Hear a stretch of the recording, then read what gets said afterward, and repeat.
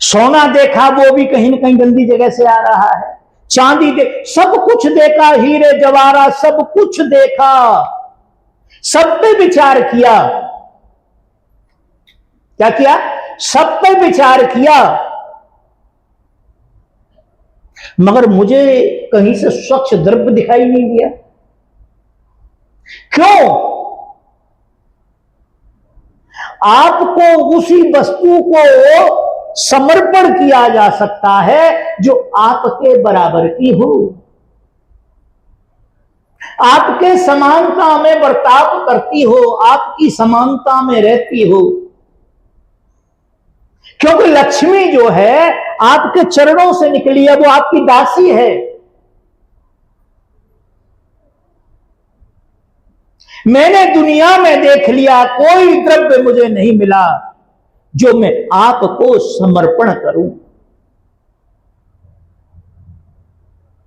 क्यों? कामधेनु कल वृक्ष तुम्हारे। कामधेनु एक गाय है, उसका नाम है कामधेनु, और उसकी पुत्री का नाम है नंदनी।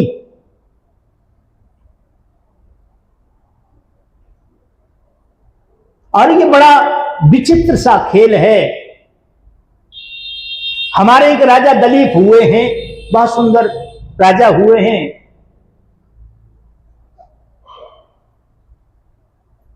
एक कोई ऐसी घटना घटित हो गई जिससे गुरुजी नाराज हो गए,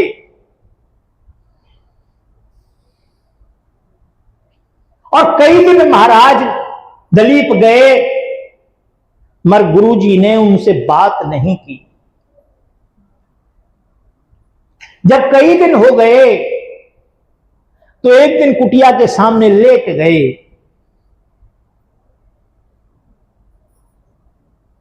और जैसे ही गुरुजी ने देखा और गुरुजी पीछे हटने लगे तो उन्होंने पैर पकड़ लिए, रोने लगे।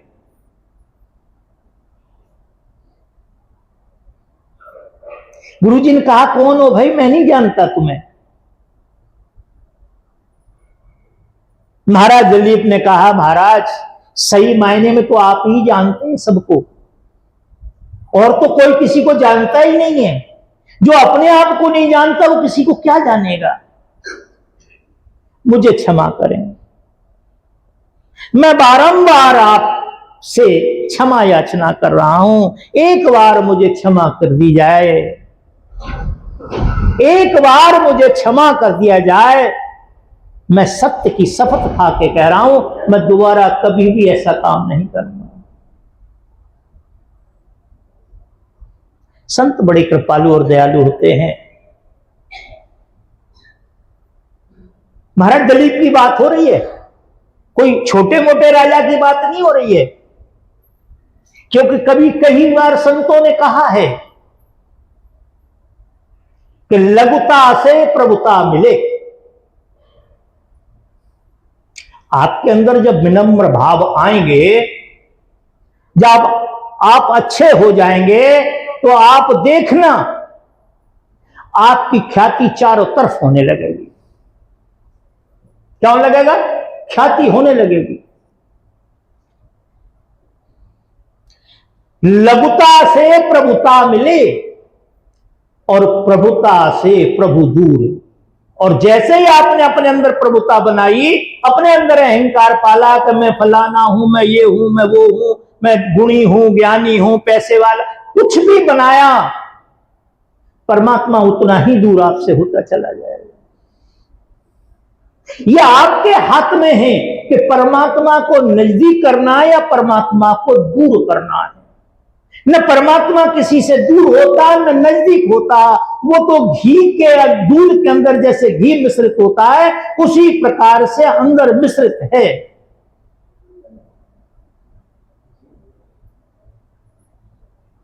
जब क्षमा याचना हो गई तो महाराज दलीप ने कहा, महाराज कोई मेरे लिए कोई ऐसी सेवा बताएं जिससे मेरा पश्चाताप हो जाए। उन्होंने कहा, हाँ एक काम करो, इस नंदिनी को ले जाओ और इसकी सेवा करना। घर में रहते नहीं, पति पत्नी दोनों जंगल में रह करके इसकी सेवा करना और 1-1.25 महीना बाद इसको छोड़ जाना यहां पे, ठीक है। गए और नंदिनी को ले गए,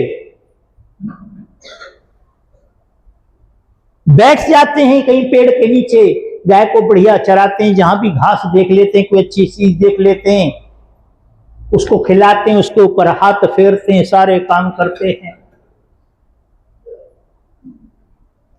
एक दिन क्या होता है, गाय चरते चरते थोड़े आगे निकल जाती है और राजा और रानी एकांत में बैठे हुए थे। राजा और रानी एकांत में बैठे हुए, उनका अपना थोड़ा सा गाय से विस्मृत हो गए और आगे जाके नंदिनी को एक शेर ने भक्षण कर लिया। एक शेर ने उस गाय को खा लिया और जब उनको चेत हुआ, जब उन्हें आभास हुआ इस बात का, तो उन्होंने देखा ये क्या हुआ। ऐसा बताते हैं, देखो मुझे नहीं मालूम, मैं था नहीं उस समय पे, कि महाराजा दलीप वहां बैठ गए और कहने लगे कि हे सिंह, तुम मेरा भी भक्षण कर लो, क्योंकि मैं अब किसी मतलब का नहीं रहा, किसी कार्य का नहीं रहा। एक अपराध मैंने किया, गुरु महाराज ने मुझे माफ कर दिया। दूसरी सेवा दी, मैं उस सेवा में पारंगत नहीं हो सका, उसे नहीं निभा सका, इसलिए आप मेरा भक्षण कर लो। अब मैं क्यों, कि जो गुरुद्रोही होता है उसकी सदैव ही निंदा होती है। क्या होता है, उसकी सदैव ही निंदा होती है। उसमें आप भी हो सकते हैं, मैं भी हो सकता हूं, गुरु सबके होते हैं, कोई व्यक्ति गुरु नहीं होता है। परमात्मा को ही गुरु कहते हैं। अखंड मंडलाकारम व्याप्तेन चराचरम, अखंड मंडलाकारम, ये जो तुम्हें दिखाई दे रहा है, जितना भी आपको दिखाई दे रहा है, ये जो मंडल है, वायुमंडल है, करे अखंड, इसके अलावा भी अखंड मंडलाकारम व्याप्तेन चराचरम, और आप चरा और अचर में भी व्याप्त हैं। कोई कीड़ा, कोई हाथी, कोई मृत्यु, कोई जीवन, कोई पाप और कोई पुण्य ऐसा नहीं है जिसमें आप मिश्रित नहीं है।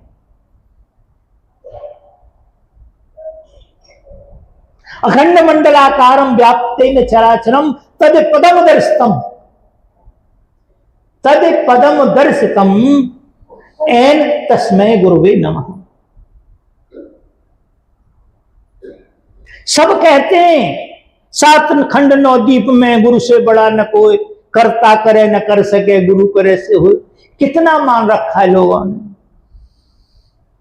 और मैं आपको सही बता रहा हूं, जिनकी दृढ़ प्रतिज्ञा है, जिनकी ऐसी निष्ठा बन गई है, तो हाथ पकड़ के करवा लेते हैं। क्या, हाथ पकड़ के। क्यों? हमारे यहां भी जो राष्ट्रपति बैठा हुआ है वो व्यक्ति नहीं है। जब तक वो सत्ता में है, जब तक वो सीट पे है, जब तक वो पावर में है, तब तक वो व्यक्ति नहीं है। जब वो अपने बेडरूम में चला जाए अपने काम के लिए, जब वो व्यक्ति हो जाता है।